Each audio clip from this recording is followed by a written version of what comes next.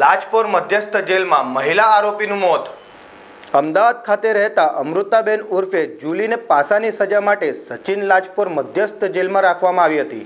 તે દરમિયાન આજે સવારે તેમનું અચાનક મોત નીપજ્યું હતું।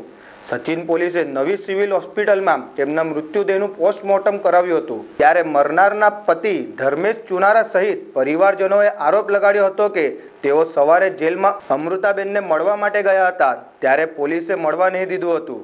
તેમજ તેઓ છેલ્લા કેટલાક દિવસોથી બીમાર હતા, છતાં જેલ તંત્ર દ્વારા તેમની યોગ્ય સારવાર નહીં કરવામાં આવી હતી। જેલ તંત્રની બેદરકારીના કારણે તેમનું મોત થયું છે। પરિવારજનો દ્વારા આવો આક્ષેપ કરવામાં આવ્યો હતો।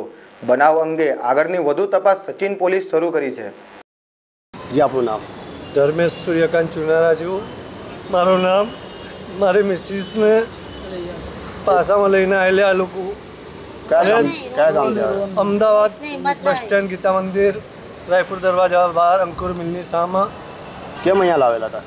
દારૂ હું હોસ્પિટલ હતો અને નરેન્દ્રસિંહ કરીને કાકડાપીઠ પોલીસ સ્ટેશનમાં સ્કોડમાં એસપી સ્કોડમાં છે અને હું હોસ્પિટલથી આવતા અને અદાવત કે શું ખબર એને શું દુશ્મની છે મારી પાસે, તો અચાનક એ ત્યાં ઊભો રહી અને મને એકદમ આમ કહેવા માંડ્યા કે ધર્મેશ અને જુલીને બેને લઈ લો।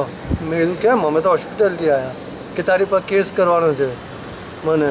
અને એ પહેલાં ઉત્તરાયણ ઉપર નરેન્દ્રસિંહ મણે શ્રીરામ હોટલ છે અમારે ત્યાં ઊભા રહ્યો, મને ધમકી આલી કે ના હોય એવી ખરાબ ગંદી ગાળો આપીને નરેન્દ્રસિંહ કરીને છે કે તું ધ્યાન રાખજે, હું તને કસાઈ બીમાં ફસાઈ કાઢીશ।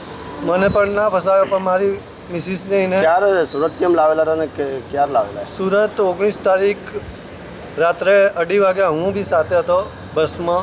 કોઈ બીમારી નથી કે કોઈ હાનિકારક કંઈ એવી તકલીફ કેટલા દિવસ છે જેલમાં? આજે 13મો દિવસ છે એને।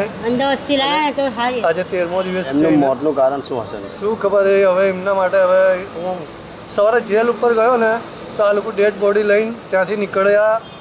હું ત્યાં જવા ગયો, એકદમ મારી નાની બાળકીને દેખી રડવા લાગી। તમારી વાઈફને? અમૃતા ઉર્ફે જુલીબેન ધર્મેશ સૂર્યકાંત, એક જ બેબી છે નાની મારી। અને ત્યાં તમે પોલીસ વિશે શું કહેવા માંગો?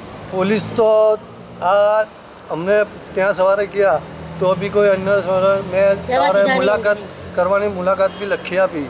ત્યાં આધાર કાર્ડ મારું આપ્યું, ત્યાં આપ્યું તો પછી ફરી એક કોન્સ્ટેબલ આવ્યો, મને એમ કહેવા લાગ્યો કે ભાઈ તને મુલાકાત નહીં મળે, 1 તારીખ પછી આવજે તો મુલાકાત કરવી તો। અને શું લાગે તમને? હા, હવે એ અચાનક આ લોકો અંદરથી પછી હું ત્યાં મારા મનમાં એવું થયું કે અહીંયા બેસવું, કદાચ સિવિલ બિવિલ આની તબિયત ખરાબ હોય, કોઈ એવું હોય। તમને કેવી રીતના ખબર પડી કે એમની ડેથ થઈ ગઈ? એટલે ત્યાંથી